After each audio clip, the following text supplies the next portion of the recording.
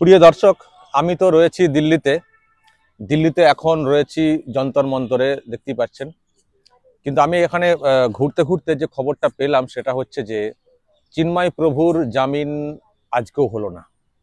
আজকে বাংলাদেশের হাইকোর্টের বেঞ্চে হিয়ারিং ছিল, কিন্তু যেটা বলা হচ্ছে যে একটা রুল জারি করা হয়েছে, মানে রাষ্ট্রের যিনি আইনজীবী ছিলেন তিনি আজকেও জামিনের প্রচণ্ড বিরোধিতা করেছেন। মানে জামিনের পক্ষে বা চুপ থাকা এটা কিছু করেননি ইউনূসের আইনজীবীরা।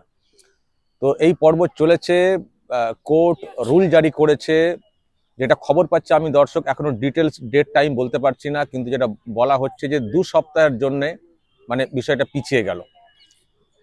কোর্ট রুল জারি করছে, দেখা যাক কি করে। সেদিক দিয়ে কোর্টের ভূমিকা নিয়ে দর্শক আপনারা বলতে পারেন, কিন্তু সে রুল হোক আর যাই হোক, জামিনটা হয়নি। পরবর্তীকালে কি করবে কোর্ট রুল জারি করে, কি দাঁড়াবে সেটা অন্য। জামিনটা কিন্তু আজকের দিনেও হয়নি, 2 সপ্তাহ জামিনটা পিছিয়ে গেল, অন্তত পক্ষে আপাত হবে। এই হচ্ছে ব্যাপার। এখানে একটা বিষয় পরিষ্কার, ইউনূসের সরকার তারা কিন্তু চিন্ময় প্রভুকে এখনো ছাড়তে চাইছে না। শুধু সাহসটা ভাবুন দর্শক, এখনো জামিনের বিরোধিতা করে যাচ্ছে। আমি যেটা বলেছিলাম এবং খানিকটা হয়তো ভেবেছিলাম যে এবার মনে হয় একটু লুজ দেবে ইউনূস সরকার, যেহেতু একটা আমেরিকার একটা এখন নজর পড়েছে, সুতরাং একটু হয়তো লুজ দেবে, কারণ সনাতনীদের উপরে অত্যাচার নিয়ে প্রশ্ন তৈরি হয়েছে ইউনূস সরকারের ব্যাপারে। কিন্তু যা পরিষ্কার হয়ে গেল, আজকেও যে জামিনের বিরোধিতা করা হয়েছে, তার মানে পরিষ্কার যে এদেরকে ধাক্কা ঠিক লেভেল থেকে না মারলে আমার মনে হয় না এই অত্যাচার বন্ধ হবে। একজন মানুষকে বিনা বিচারে দিনের পর দিন বন্দি করে রাখা, আমি জানি না ওখানকার অন্যান্য মানুষ তারা কিভাবে কি সহ্য করবেন বা কিভাবে দেখছেন বিষয়টা। অত্যন্ত ভাববার বিষয়। এবং সনাতনীদের ওপরে যে অত্যাচারের যে প্রশ্ন বা যে বিষয়টা সামনে এসছে, এই বাংলা থেকে যারা সনাতনী রয়েছেন তারাও তো ক্ষোভ বিক্ষোভ দেখিয়েছেন।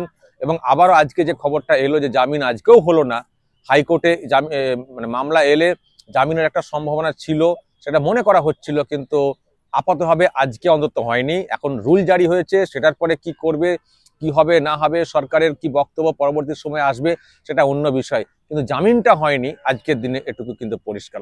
আমি ডিটেলস এখনো পাইনি দর্শক।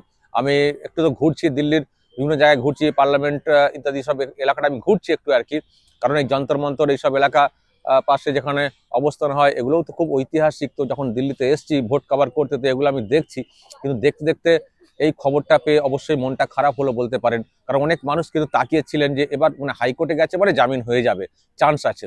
কিন্তু আজকে সেই খবর কিন্তু আমি আপনাদেরকে দিতে পেলাম না, কারণ আমি তো নিজেই ভালো খবর পেলাম না। যাই হোক দর্শক, দেখা যাক রুল জারি যে বিষয়টা বলা হচ্ছে সেখান থেকে পরবর্তী স্টেপে কি করে ওখানকার হাইকোর্টের বেঞ্চ, সেটা আমরা দেখব। কিন্তু আপাতভাবে এই আজও কিন্তু মুক্তি হলো না চিন্ময় প্রভুর।